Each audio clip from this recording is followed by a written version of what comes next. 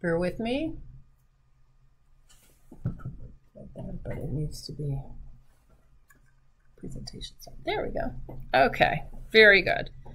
Our speakers are all experts in their fields. We have Small Business Development Center. We have the Charlotte County Emergency Management Department. We have CareerSource of Southwest Florida. And now it is my pleasure to introduce our co-hosts. We have Bob White from the Charlotte County Chamber of Commerce. We have John Wright, the Punta Gorda Chamber of Commerce. We have Doug Izzo, the Englewood, Florida Chamber of Commerce. With that, I will hand over the mic to Bob White. He will introduce our first speaker. And Bob, as you recall, is our Executive Director of the Charlotte County Chamber of Commerce. Bob. Okay, thank you, Kate. Good afternoon, everyone. Yes, it is my pleasure to introduce our first speaker. And I'm going to read a little bio.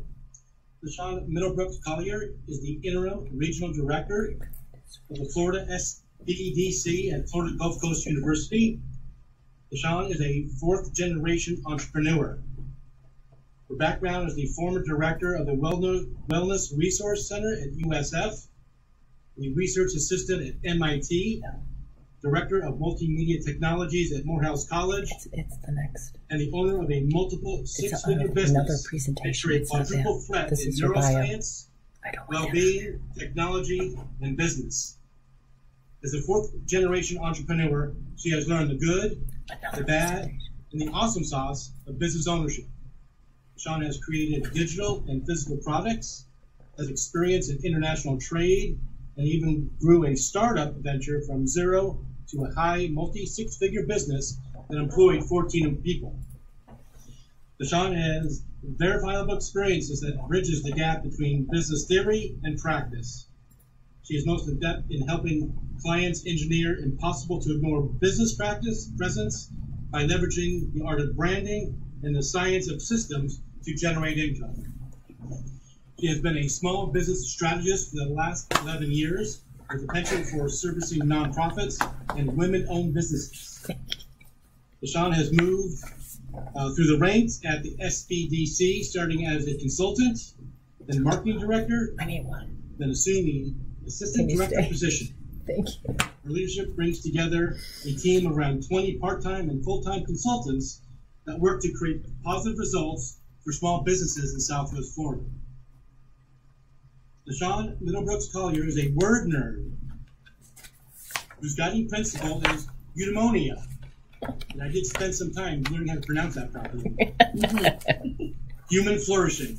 She is led up by intimate conversations, neuroscience, sipping whole leaf teas, and has been known to spontaneous break into song and dance in public places. Sean, the floor is yours. Thank you for the kind introduction. I'll tell you, it never gets unweird for me seeing myself on camera and hearing, your bios. Thank you so much for that. I'm here today on behalf of the Florida Small Business Development at FGCU, and we help small businesses like yours make sound business click decisions. This and it'll advance the screen, or do I be invited with my colleagues to talk about getting your small business ready for hurricane season, or quite frankly, any crisis. In today's presentation, I will discuss the SBDC Network's approach to disaster preparedness and response, and I'll review the resources available to you to utilize to help prepare for disasters, as well as the role that Florida SBDC at FGCU and our network plays in the state's response and recovery efforts. Because now is the perfect time to proactively create or refresh your business's disaster response. And the most important thing for you to know is that you're not alone. The SBDC and our partners on today's webinar are here to help your business prepare for and recover from a potential disaster. The next slide shares a statistics that, quite frankly, I do not love to share. It's been reported nationally that 40% of small businesses will not open following a disaster. And what's really interesting is the SBDC conducted a COVID survey statewide and surveyed small businesses on the impact of COVID. And one of the questions we asked the businesses is, Were they open, and would they have to remain closed at all due to COVID impacts? And we actually received about that same 40% statistic of the 5,000 small businesses that responded to our survey. So it is a true statistic. And you know what? In Florida, it's not a matter of if, but when we will have to address some type of disaster. And the SBDC is responsible for helping our small businesses like you beat this statistic. So in the next slide, I'm going to share with you 10 disaster preparedness tips for small businesses, and I'm going to go through them quickly, and then I'll put in the chat a place where you might be able to download these tips for yourself. It's really important to assemble a team. When you're with your small businesses, assemble a team, and the SBDC can be a part of that team to help to develop a resiliency plan. Then it's important to gather all the critical documents and the information that you will need to make these decisions. You have to prioritize what your critical operations and processes are. And then also identify any hazards. What are the disruptions that could affect your business, and what will you do should it happen? And also remember, again, we're thinking about hurricanes, but think about cybersecurity, think about things like a pandemic. Take those challenges into consideration as well. We would like to encourage you to get a business records ready to go box, physically and in the cloud. And I'll talk a little bit about some of the documents that you might want to include in that records to go box later. You need to develop a communication strategy and a plan to use post-disaster.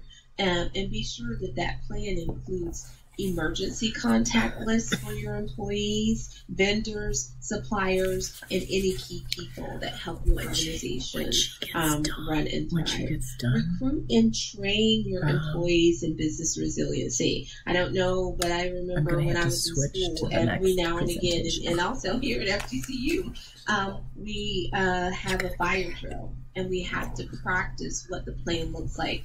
And no matter how small your team is, she's it's really important to go through the process of training employees and making sure that they know how to work through it. Back up and store critical records and data in an off-site location.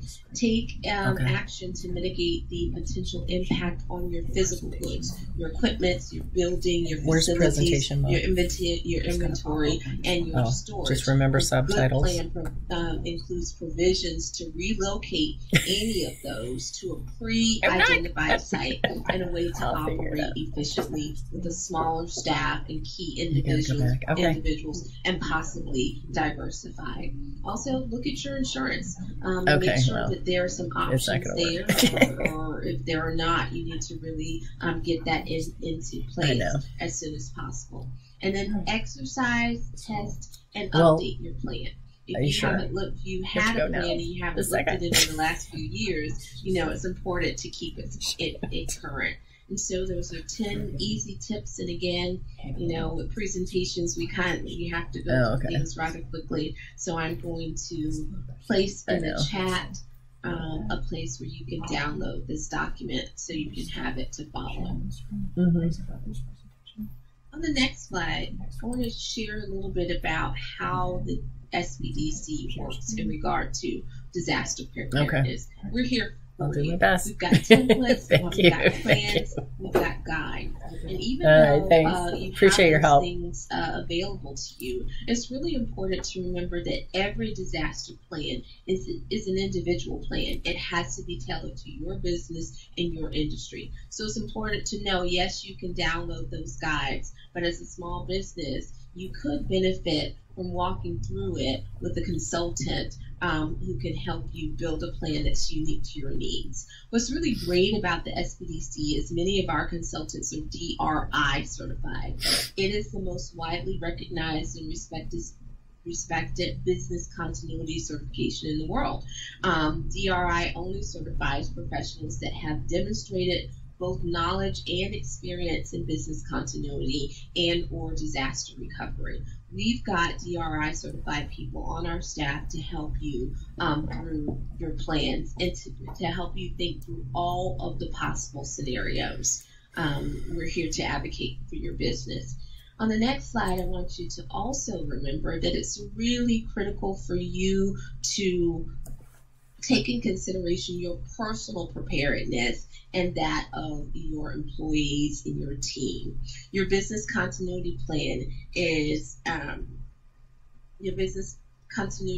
needs to also take in consideration employees. What happens when an employee is impaired or negatively impacted by a disaster? If they're devastated, they will not be able to come to work and help you get your business reopened. So it's really important that you help them to take the important steps that they need to prepare themselves as well.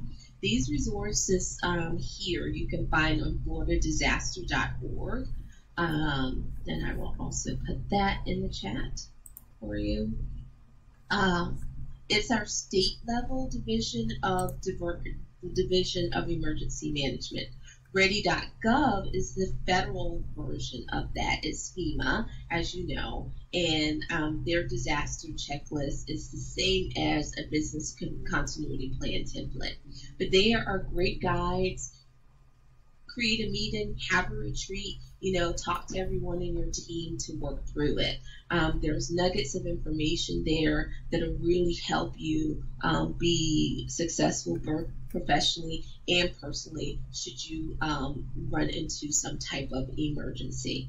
You also need to help your employees visit their local county emergency management sites as well, especially if they live on a coast or low-lying areas. It's important for you, the team, everyone to know where their evacuation zones are, especially if they are susceptible to a coastal risk or a flood risk. I want to show you really quickly. This is one of our maps. It's in front of the Charlotte. Last month, we were in front of the Charlotte County Chamber, directed by Bob and his team that host our Charlotte County SBDC. We've got two consultants there in the picture. You can hardly see them, but Patty Guerzo and Mark Odell are there on behalf of the SBDC at FGCU to assist you locally. And I'll talk about that a little bit more in our presentation. So in a disaster response on the next slide, the SBDC is a part of the state emergency response team. And we work as an emergency support function for business and industry and economic stabilization. There's 20 different emergency support functions focusing on different areas. If you think about fuel and cybersecurity, there's power and there's law enforcement, transportation. All of these pieces are brought together to focus on a particular area. And our mission is to focus on the small businesses in the area. So we do work alongside the Florida Department of Economic Opportunity, the Florida Division of Emergency Management, the Division of Business and Professional Regulations, Department of Revenue. It's a huge effort. Visit Florida, and I can't name all of them, but it's a huge effort that we play. Much like you see today, the partners are coming together to make sure that you have what you need. And what's great about that is with the SBDC being a part of that, we're able to advocate for you so that you are being understood, your needs, and what's impacting your small businesses, moving up the chain of command, so you can get the support that you need and have your voice heard through the SBDC. So in a supporting industry organization, we are responsible for really participating in the communication that flows up and flows down. Again, we are advocates for you, flowing information up, and anything that is coming down, we make sure that we have messages that are going out. So if you are on our mailing list, anything that is coming down, we make sure that our small business clients are getting the information and being fed the information that is coming down from state, federal, and even local entities, and what actions are being taken on behalf of these entities, and sharing, including evacuation, logistics information, when you can come back in for re-entry and the like. Can businesses get back to excessive damage? When can they open their doors? We are responsible for keeping that information flowing. And what's really great, our state office, being the EOC, is actually housed in Tallahassee, and a member from our state office has a particular role to communicate with the EOC as one of the primary roles from our state office. So we're really well connected in making sure that you get the technical assistance and the information you need to survive and thrive. I do want to talk about, some of the resources that we have. Most of our small businesses are familiar with the Emergency Bridge Loan Program. The SBDC takes a primary role when bridge loans have been activated. And, it can change from time to time what the bridge loan looks like, but it's been in effect since after Hurricane Andrew. What is pretty consistent about these bridge loans is there's no interest, it's a very short-term loan, and the governor is the one that activates it. In the past years, we have been looking at those loans anywhere between $50,000 and up to $100,000 in some cases. And it's usually for small businesses that have anywhere between 2 to 100 employees in the business. It's very flexible, and it is adaptable, outlined through the governor and the Department of Economic Opportunity. So the thing that you have to remember in regard to a bridge loan is it exactly that. It's just to create a bridge over troubled water, if you will, until you can get some other source of revenue or recovery assistance that can kick in by either your insurance claims, an SBA loan, another source of income, whether your sales are beginning to rebound and pick up and you can open your doors again, okay? So the goal is to get cash to you quickly in the small business owner's pocket. The thing to remember, though, is even though there's no interest on this loan, at the end of the loan, if you have not paid it back, you will have a penalty. And we did see, the last time the bridge loan was in effect, that sometimes our small businesses have a difficulty paying them off in the time that's allotted. So we could also help you in regard to the SBDC of how you're going to use that money and plan it out for you so you can avoid those penalties. How am I on time? Because I'm looking at the agenda and I want to make sure that I don't go over, and I can get to some other things if we have to. I think we're going to have to just step it up a little bit. Okay, all right, very, very good. Thank you. So let's go ahead and go down 2 slides and talk a little bit about the SBA.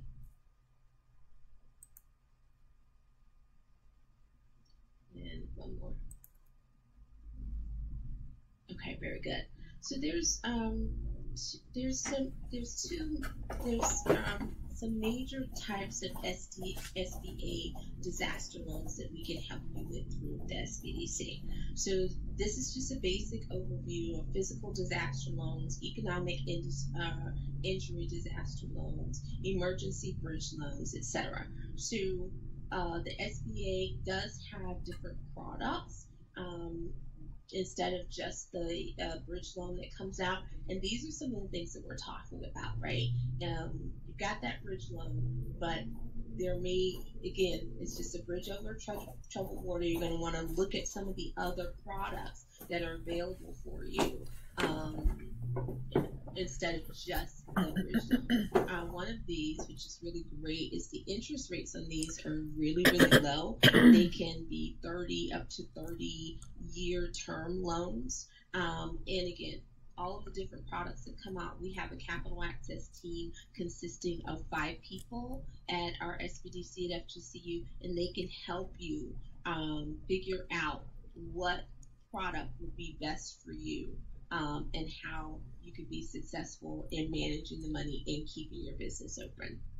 So here are some documents to think about right now on the next slide. Regardless of the loans, these are some things that are typical. Your business tax return, your personal tax return, your schedule of liabilities and debts, your current year-to-date financial statement, your profit and loss, your balance sheets, and your cash flow. If you need some help in pulling those reports from out of QuickBooks or something similar, we can make sure that your financial management system is set up. And so these can be easily pulled. But this is what I'm talking about in that records to go box that you might want to get ready for yourself. Again, I suggest having it in a physical form and in a cloud form. So regardless of what's going on, you will have access to these documents. Okay. I did want to go, let's go 2 slides down. Let's talk about the Mac. That one. Up 1, please. Okay. Because I want to talk about this. This was a photo of the Mac that I showed you earlier. We have at our disposal what we call mobile assistance centers. That's what the acronym of MAC stands for. And we've got 2 state-of-the-art 38-foot RVs equipped with laptops, internet capabilities, and more. So this is mobile office space that we have as the SBDC, where we literally come to the impacted communities to help our small businesses. And if you've ever been in, a huge devastation like off of Mexico Beach, the Keys, Hurricane Michael, people are often uprooted, right?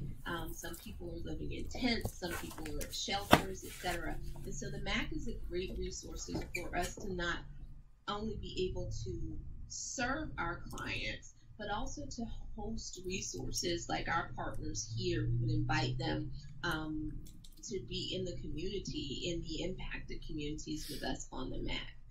It's really great too, a lot of times people don't have power. You can just kind of hang out in the MAC, get a little bit of AC. We usually have snacks available, etc. But we come to you as a trusted resource to make sure that you don't have to, in the midst of a disaster, try to find out where the SBDC and those resources are. So it's really great that we're here to serve our community where the need is the greatest. Just wanted to also touch briefly on some other aspects of disaster systems that usually come later in the recovery process. So that information is there for you, but depending on the economic impacts, there will be other systems and programs that are activated to assist small businesses in specific industries. So we've got a team of 20-odd folks. Those little people there at the bottom, that's actually our SBDC and FGCU team. So if you want to use that QR code, if you'd like to have a conversation to ensure that you are ready for a potential threat, we'll be there to help you answer those questions and put together a business plan. We'll ask you the questions that you need, information-wise, letting you know what resources are available for you, and making sure that you are prepared for the pandemic. So I know that this is brief, but if you have any questions, please reach out to us. Go to our website, fsbdcswfl.org. Set up a one-on-one, no-cost appointment. Again, you've got Mark, who is on this presentation today, and Patty, who are in the area to help you, but you have access to everybody on our team to assist you in any way that you need. Thank you for the invitation, and we're really happy to be here with our partners today. Thank you so much, LaShawn. And as our listeners know by your presentation, that the SBDC is an excellent organization for those businesses wanting to expand and grow in our community. And as they also heard, that the SBDC plays a big role for our business community when we have a major event like a hurricane. And as LaShawn had mentioned, we do have local presence here in Charlotte County. They can feel free to call our local office for SBDC at 941-627-2222. And they will, Patty is at that office, and she will be happy to answer any questions any business has about how she might be able to help their business. And so appreciate your time, and thank you so much for your presentation, LaShawn. It was great. Thank you so much. And please stay on, and we may have some questions at the end of our webinar today. Okay, now moving forward, I'm going to have switch screens here. Okay, oops, let's see here. Bear with me, guys. I lost my IT person. And there we go. Hi, everybody.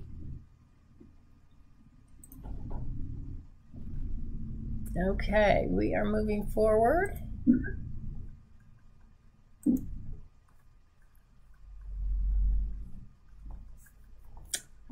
All right, there we go.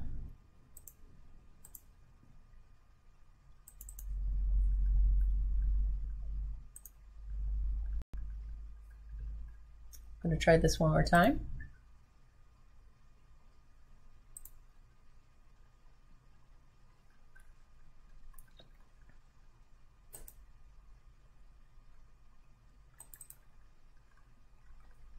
There we go.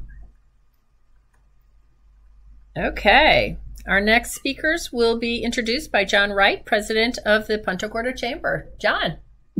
Thank you, Kay. Good morning, and thank you, LaShawn, for some great information there.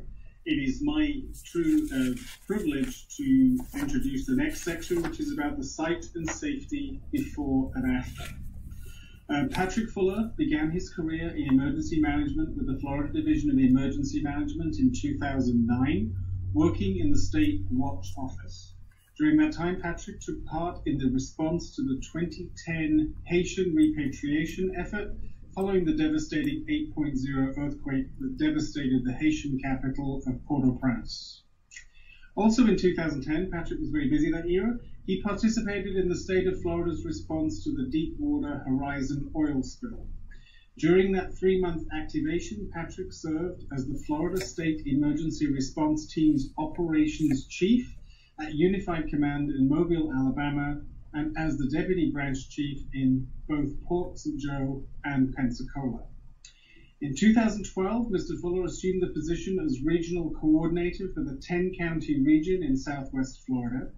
And during his 5.5-year tenure in that position, Patrick has responded to numerous declared disasters and special events, to include tropical storms Debbie and Isaac, the 2012 Republican National Convention held in Tampa, the 2014 Northwest Florida flooding event, and hurricanes Hermine and Matthew. In June of 2017, Patrick accepted the position of Emergency Management Coordinator with Charlotte County Emergency Management, and during the response to Hurricane Irma that same year, Patrick managed the operations section of the Charlotte County Emergency Operations Center. In October of 2018, the Director of Charlotte County Emergency Management and Patrick deployed to Gadsden County, Florida, a day prior to the landfall of the devastating Hurricane Michael. Over a 2-week period, they assisted Gadsden County with their initial response and their immediate recovery from the impacts of Hurricane Michael. Patrick has been Director of Charlotte County Emergency Management since September of 2019 and oversees the county's efforts to prepare for, respond to, recover from, and mitigate against natural and man-made disasters. Patrick is a graduate of Florida State University.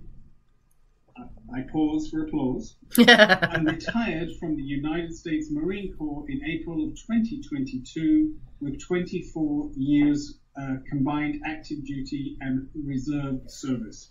Patrick, thank you for your service to the nation and to our community. And I will defer to you now and pass over our next speaker, Patrick Thorpe. Thank you. I also have with me Chief Jason Fair, our Public Safety Director and Fire Chief. If he has a few words. Yeah, first of all, thank you, Bob, John, for that introduction and everything, and thank you for the opportunity for us to be a part of this presentation as well as part of Charlotte County Emergency Management and your Public Safety Division. So I also wanted to thank LaShawn too, because she threw that shout out for County Emergency Management. I truly appreciate that, because that messaging is absolute in the sense of, this is your County Emergency Operations Center and the Emergency Management Department. So they are a wealth of knowledge for you, and they take that role in preparing, responding, and recovering from those incidents. So it's from the very beginning in what we call blue sky events. They are working on these events right now. They're in a blue sky period to prepare for, and then also managing the response to and then the recovery from. So thank you for that. And with that, I'll pass it over to Patrick, as he's the Emergency Management Director and can fill you in on the details. Thank you, Chief. Next slide, please. So as everyone knows, we are a couple weeks into the 2022 Atlantic hurricane season. Part of the price we pay for living in the paradise of Florida is having to deal with the potential for tropical weather 6 months out of the year. So we have until November 30th to experience the beauty of our state, and some of that dangerous weather could, in any given year, affect us here in Charlotte County in Southwest Florida. Surprise, surprise. For the 7th year in a row, the experts have predicted another above-average year.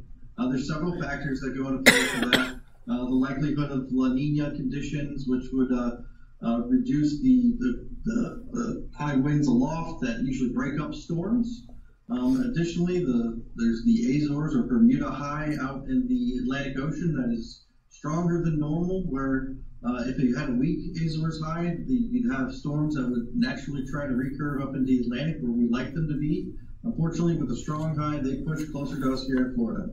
So all that being said, does it matter? And I'll just leave that question there. If you could move on to the next slide.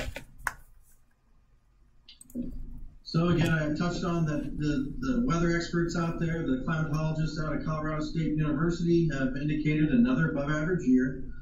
Just for perspective, an average year for the past 30 years has been around 14 named storms, 7 hurricanes, 3 of which would be a major, so that's Cat 3 or above.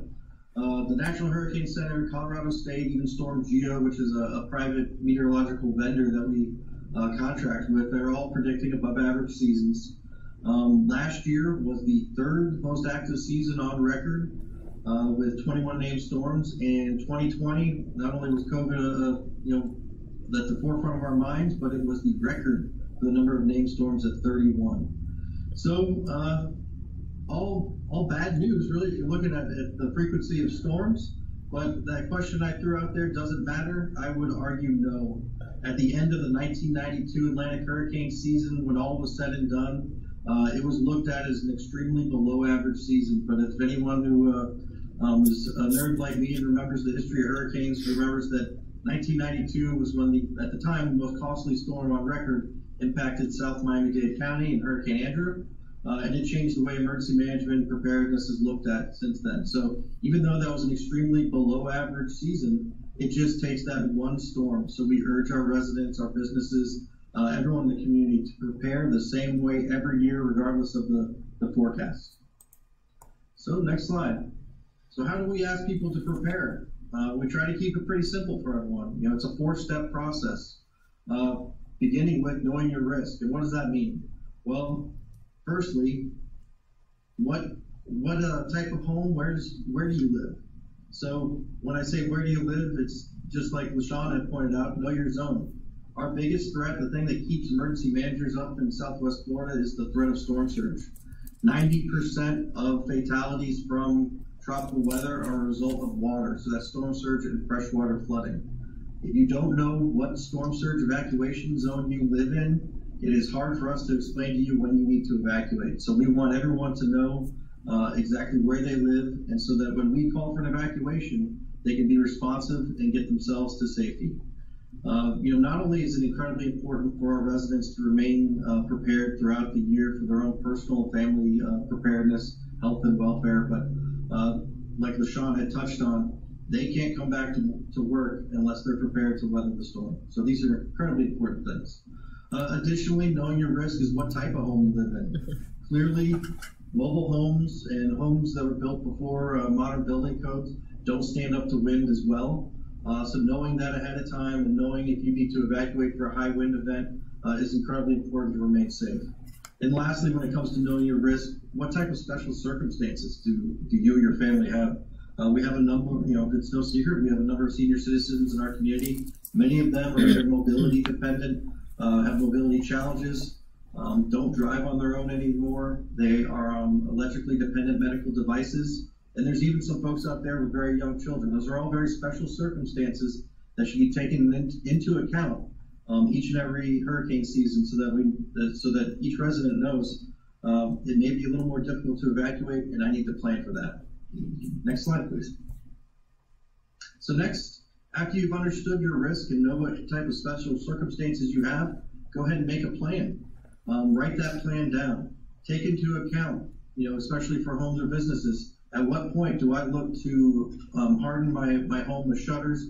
At what point do I need to bring in anything that's outside the home or business, such as potted plants, lawn chairs, things that could be flying debris in a high wind event? Do I need to hire special people to come and do that for me? Do I have the staff that are capable of doing it on their own? Know if, and on the individual level and family level, know where you're going to go if you have to evacuate. We stress, this is the time of year that we're out and about and doing these talks to every group imaginable. And I can't stress it enough that we only have 4 shelters here in Charlotte County. And, despite the fact that we're always trying to increase that amount, our storm surge threat that you saw a couple slides ago, that bright colored map of Charlotte County, that's why we don't have more shelters. So 4 shelters is not enough to shelter everyone who may need to shelter in a Cat 5 or Cat 4 type storm. So shelters should never be anyone's first option. Shelters are by and large, they are the last resort for people who have no other options. So I can't stress enough, please stress it to your employees. Shelters should be your last resort. Better options are going to family members' homes outside of the evacuated area, friends' homes, even hotels, although those are in short supply in one of these events. Anything's better than going to a shelter, but they are there as a last resort, and we will not let people, we're certainly going to let people in and not let them stay out in the wind. But we don't have enough, not just here in Charlotte County, but in all of Southwest Florida. Again, as part of that plan, a communication plan is vitally important. There's very few people whose entire family is residing here in Southwest Florida. Most of us have come from other portions of the country, or at least the state. Knowing how to maintain contact or regain contact with those family members if in the event of a disaster is incredibly important. Important documents, and Sean touched on that as well. On a personal level, that can be insurance documents, that can be those things that are difficult to replace or irreplaceable should you be affected by disaster. And lastly, here in the Emergency Operations Center, and I know Chief Spare's staff on the fire and EMS side certainly are big believers in checklists.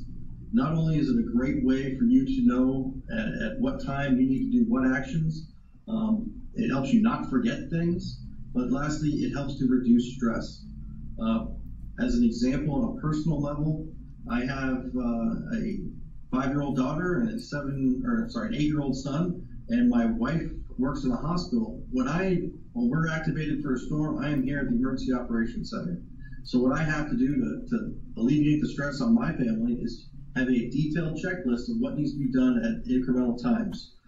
That helps everyone to reduce their stress and make sure they don't forget an important step when it comes to preparing for impeding weather. Next slide, please. Next, building a disaster kit. When we plan here for disasters, we're well known for hurricane season and tropical weather, but we really are an all hazards type operation. We're planning for all sorts of things. We certainly had our piece of the COVID-19 response as well. But something like building a disaster kit should not just be maintained during hurricane season. This is the kit that we hope that will get individuals through any disaster situation for 5 to 7 days. And we used to say for 3 days worth of supplies, but take 2017 for example. Not only was the entire peninsula of Florida dealing with Hurricane Irma and its windshield wiper forecast, but Hurricane Harvey had impacted the Houston area and dropped 40 inches of rain on portions of that metropolitan area, creating catastrophic flooding. We also had Hurricane Maria, which devastated Puerto Rico that year, and there were record wildfires out west. The reason why we say have 5 to 7 days worth of supplies to be on your own for 5 to 7 days is that we are seeing more and more disasters that are at that $1 billion level. We've seen more of those in the last 10 years than we saw in the preceding 30. So with the supply chain issues that we already see on a day-to-day basis now, couple that with truly catastrophic disasters in multiple places, help might not be coming in the way of the cavalry right away. So being prepared for 5 to 7 days is just the bare minimum, the smart thing to do for our residents. Those disaster kits should include those common sense things. I think Sean had a list up there from the Florida Division of Emergency Management. We also maintain a list on our website and in our disaster preparedness guide, but it's the things you normally think of. Food and water, 5 to 7 days, clothes, radios, which could be your only outlet to news after a pretty damaging storm, flashlights, batteries, sunscreen, bug spray. I hope everyone knows that when the governor signs an executive order that includes Charlotte County or any other county for that matter, those counties identify the executive order declaring a state of emergency can now receive up to 30 days worth of their maintenance medications at pharmacies. Those types of things need to be included in the kits, along with first aid kits, important documents, and again, any special considerations for people in your household. And lastly, we hope that everyone stays informed. Some of the heartbreaking instances after Hurricane Irma, we get calls here at the EOC from residents that said, "Why didn't you let us know about the storm? I didn't find out until my neighbor knocked on my door about 24 hours before I was expected to make landfall." Well, we have a number of ways that we're communicating, and we urge all of our residents to sign up for Alert Charlotte. Residents, businesses, they can all make use of this free of charge system. It's our emergency notification system. You can sign up for specific notifications such as specific weather events, mosquito spraying, road closures, but just by signing up in general, that's how emergency management, myself, and the Emergency Operations Center can reach out to you and let you know there's an evacuation order in place or some other emergency situation taking place. It sends text messages, phone calls, emails. You can do any one of those or all of the above. I just warn people to be careful what they sign up for because some of those alerts can come quite often. Marine advisories for one.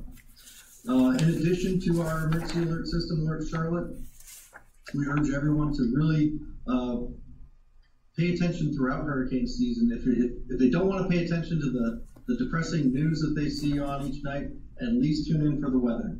And when you look at the weather, the Weather Channel is great, and it's really neat to see Jim Cantori in a computer-generated column of water that shows the depth of storm surge. But really, the local news, the local outlets are the ones that are going to give you the best local conditions so that you know what's going to happen here, what's going to affect Charlotte County.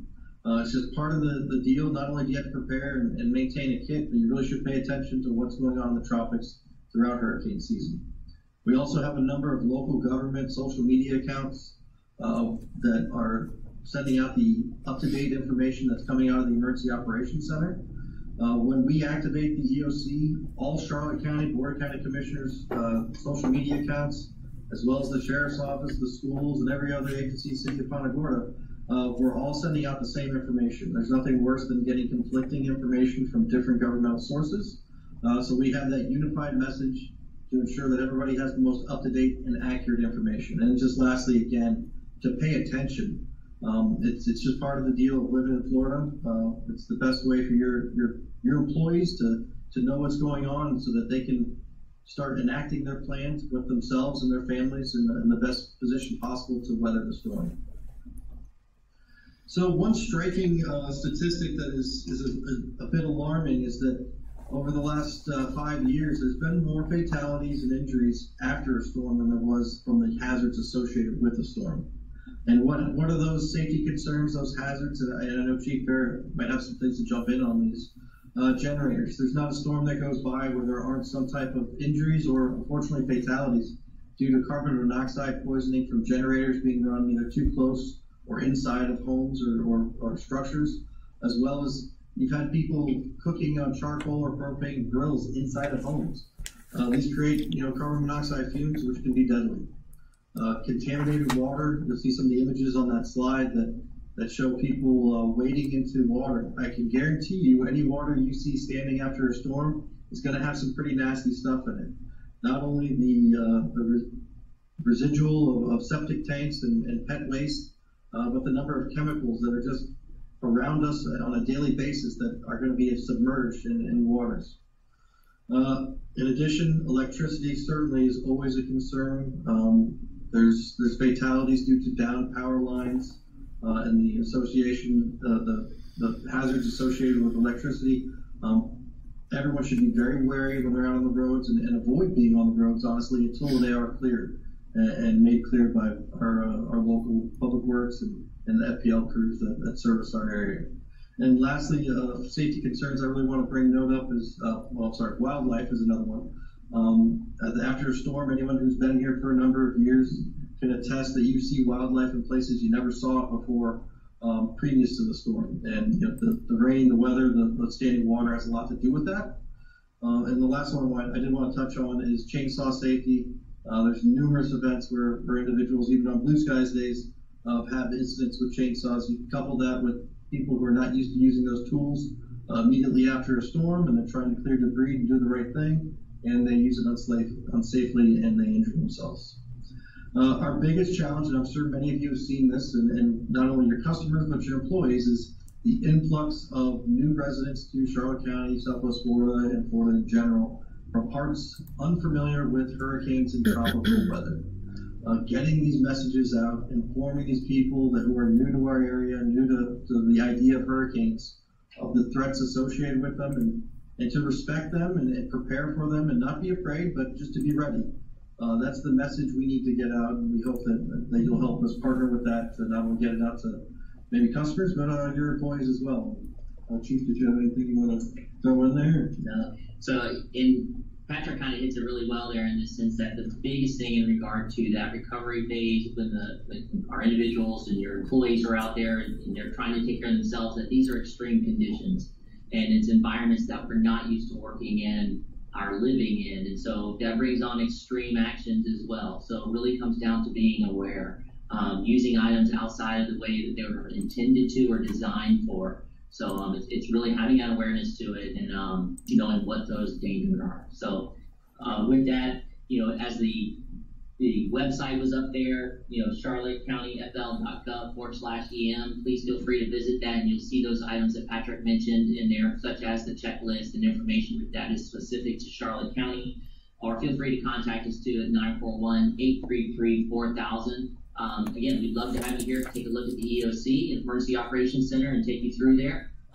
Also to be available to come to speak to any specific group. If there's a business that would like us to provide that awareness, through a conversation, we'd be happy to do so. With that, turn it back to Patrick. I appreciate it. Thank you for the time. Thank you, Patrick and Chief Jason. We really appreciate all that you do, and we appreciate the Emergency Operations Center. It's a great resource for our business community. And if you are interested in more information, as Chief Jason said, you can contact the EOC at 800-833-4000. And thank you so much, guys. Again, we appreciate what you do. we may have some questions at the end, so I think we're going to go a little bit over, but if you can stick with us for a little bit, we have our next speaker, and I will have Doug Izzo introduce. Doug Izzo is our Executive Director of the Englewood, Florida Chamber of Commerce. Doug. All right, well, we got a good information today. And next we're going to talk about CareerSource, Southwest Florida, and what to expect when it comes to business and workforce. And we're pleased to welcome Roseanne Pastor. She serves as the account executive with CareerSource, Southwest Florida, and Naples. She works with the private and public business sector, economic development agencies, chambers of commerce, and educational institutions to promote and provide information on the services and programs offered. So Roseanne also assists in the coordination of activities such as career fairs, employment and training forums, seminars, and other special events. So welcome. Thank you. It's a pleasure to be here. Thank you. Great information. Thank you, and I appreciate being here to represent CareerSource Southwest Florida. I'll make it short and sweet. And being a transplant here over the year now, I've learned a lot on hurricane experience, and this has been very, very helpful for me, and I'm passing it along. So CareerSource Southwest Florida, we have 5 full service centers here. Of course, there's one in Fort Charlotte, one in Fort Myers, here in Naples, Immokalee, and Clewiston. And then you can find us on CareerSourceSouthwestFlorida.com for all the other kinds of services that we offer. If you could go to the next slide. Yeah, we have resource rooms where we offer. This is basically for job seekers. If they come into our resource centers, there are computers available. We offer them assistance to work with them on their resume. There's copiers if they want to print out anything. There's phones and faxes if they needed to contact employers. We have a variety of assessments that are online to help them if they're stuck on what they want to do. And we also have availability of a variety of workshops that we do offer to our job seekers. We offer a variety of programs, and we have certified workforce professionals, and they conduct assessments, workshops, approve occupational training, and also they involve a variety of individuals, which includes our vets. They also include our welfare recipients, dislocated workers, displaced homemakers, youth services programming, individuals with disabilities, and underemployed or unemployed types of people. So these are some of the different programs, as you could see. And our business services, basically the one that I work in, our business services are offered to employers and job seekers. I work with employers to find skilled talent, and I try to find skilled talent for our employers, and everything that we offer is at no cost to either group. Next slide. So preparing for hurricanes, our center, we provide a national disaster recovery grant. And of course, as it says, we provide this disaster relief and humanitarian assistance, as well as employment and training services, to minimize this employment and the economic impact of emergency types of situations in areas that are declared disaster areas. We are considered an emergency site, and we offer employers the opportunity to come here, as well as for job seekers if they're finding they need a place to find reemployment. Also for employers if they want to come here and try to carry on with business as is until it's safe to do so after a storm, and also assisting storm damaged communities with these national disaster grants. And the next slide gives a little bit more information about the project purpose. If you are interested in becoming interested in a grant, I should say, this is information about the project, the worksite selection, and then how participants are prioritized. And then we have our contact list. Those are all of our centers, which are also on CareerSource Southwest Florida. So that's my presentation. Thank you again.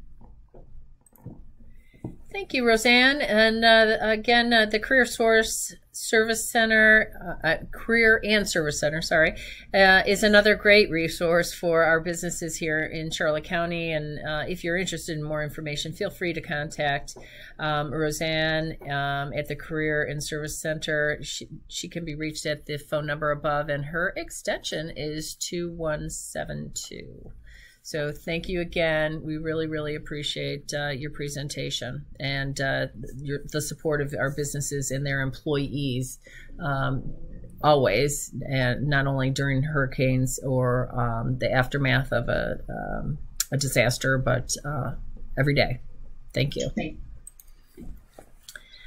Okay, so that brings us to the conclusion of our the webinar. Now we may have a couple of minutes left here.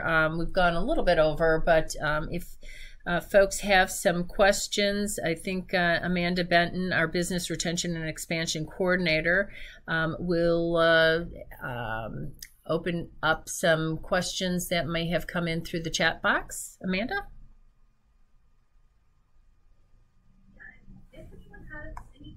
Feel free to either put them in the chat box, or you can feel free to unmute yourself and ask. I think we've had a lot of really good information here today. I want to thank all of our speakers for participating.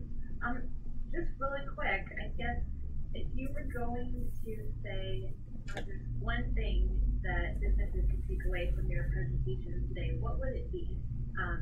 Like, what do you think the most important thing would be? So, LaShawn, do you want to just kind of start us off? If there's just one thing to take from today's webinar. Oh, I think you're muted. Hi, thank you.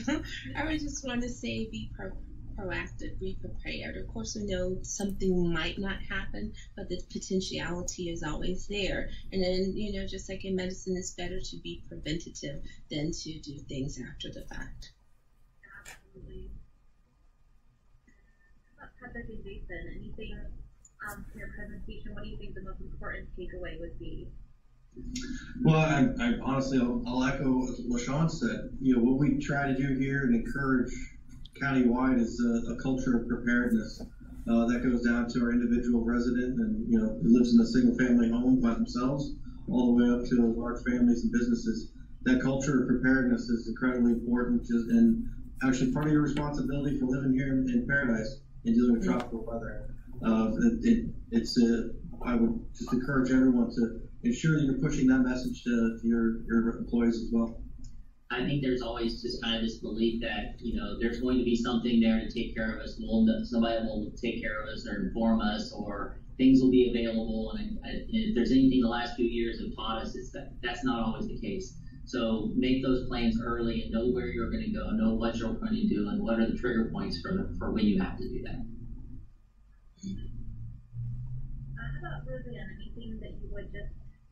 I was going to say pretty much the same thing, being prepared, but just knowing that the availability of all these resources and how we all interconnect. I'm just learning that we're all there and there is this interconnectedness and just a vast amount of resources that we have. And I just, want to tell the whole community of all the wonderful things available at our fingertips.